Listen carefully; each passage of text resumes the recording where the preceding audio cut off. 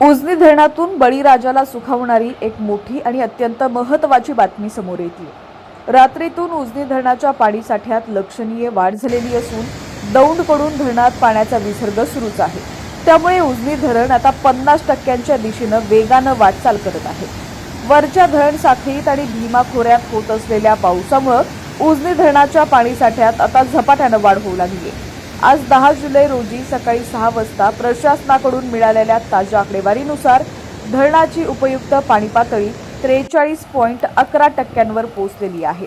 रात्रीतून धरणात पाण्याची मोठी आवक झाल्याने पाणी साठ्याने 43% टप्पा ओलांडलाय।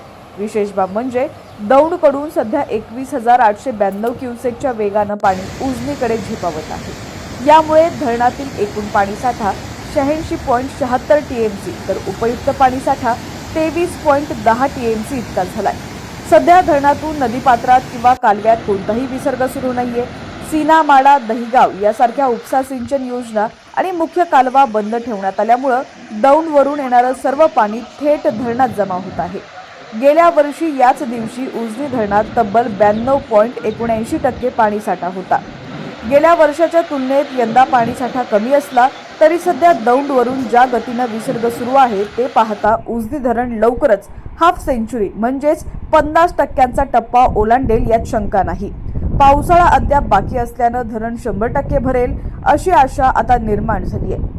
उजनी धरण 50%कडे वाटचाल करत असल्याने सोलापूर, पुणे आणि अहिल्यानगर जिल्ह्यातील शेतकऱ्यांमध्ये समाधान पाहायला मिळतंय। दौंडवरून येणाऱ्या विसर्गामुळे आगामी काळात धरणाच्या पाणी पातळीत आणखी किती वेगाने वाढ होते हे पाहणं महत्त्वाचं ठरणार आहे। उजनी धरणाच्या प्रत्येक अपडेटसाठी पाहत रहा HPN मराठी न्यूज।